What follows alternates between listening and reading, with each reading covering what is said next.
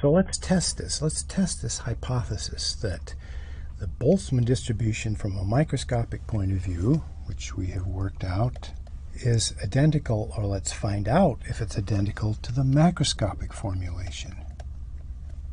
So let's start with the microscopic formulation. We're going to start with 1 mole, Avogadro's number of molecules in the left-hand side, and we're going to open the valve so that we'll go from our initial state where we have everything in the left-hand side to our final state where we have an even distribution of half a mole on each side. So let's do our microscopic calculation first. Delta S is equal to K sub B times the logarithm of the final number of microstates. But we know that the final number of microstates is just 2 to the n molecules. That's 2 raised to Avogadro's number. The number of microstates initially, it's identically equal to 1.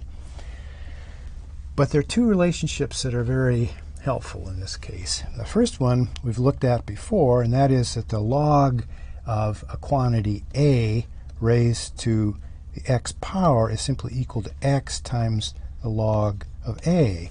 But then we have the other fundamental relationship that the Boltzmann constant times the number of molecules is equal to the number of moles times the gas constant. We've used that multiple times in chapters 2 and 3. So now I have delta S is equal to Boltzmann constant n sub A times the logarithm of 2.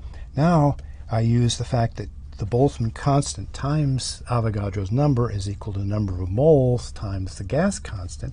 That's n times the gas constant, number of moles.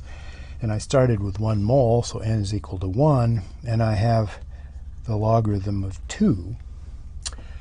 Well, so if it's 1 mole, that's simply the gas constant times the logarithm of 2. And when I put the gas constant in and multiply it by 0.69, because the logarithm of 2 is equal to 0.69, I come out with a quantity 5.7 joules per Kelvin. So we have developed the relationship for the macroscopic formulation of the change in entropy.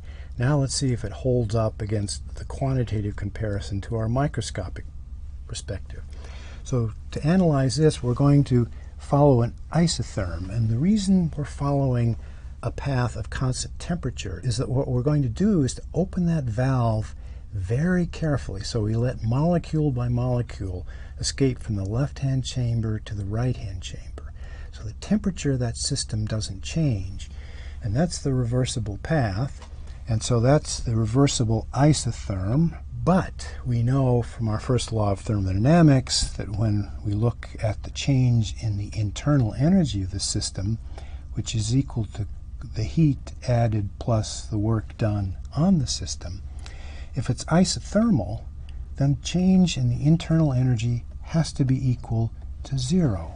And we know that's true because the internal energy of that gas mixture is the number of molecules times the average energy per molecule, which is 3/2 Boltzmann constant times the temperature.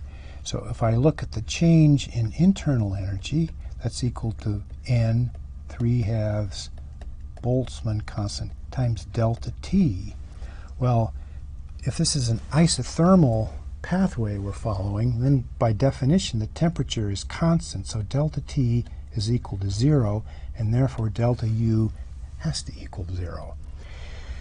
But now the relationship derived from the first law says that the magnitude of the heat and the magnitude of the work are identical. They're simply opposite in sign.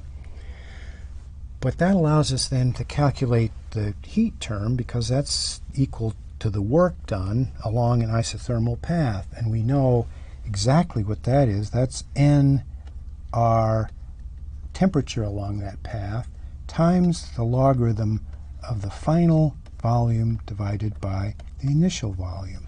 And then we have to divide this by the temperature, because that's our definition of delta S. Well, when we put in those numbers, we've got 1 mole, so that's very fortunate. The temperatures cancel, and so we have the gas constant times the logarithm of the final volume over the initial volume. But that's easy. We release the gas into two chambers of equal volume, so the final volume is simply equal to twice the initial volume. So when I put that into this expression, I have the logarithm of 2, and that's equal to the gas constant times 0.69, and that is equal identically then to 5.7 joules per Kelvin.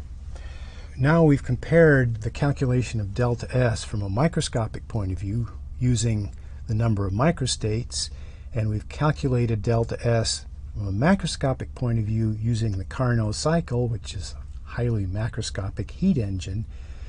And the basis for those two are completely independent, but they give us exactly the same answer.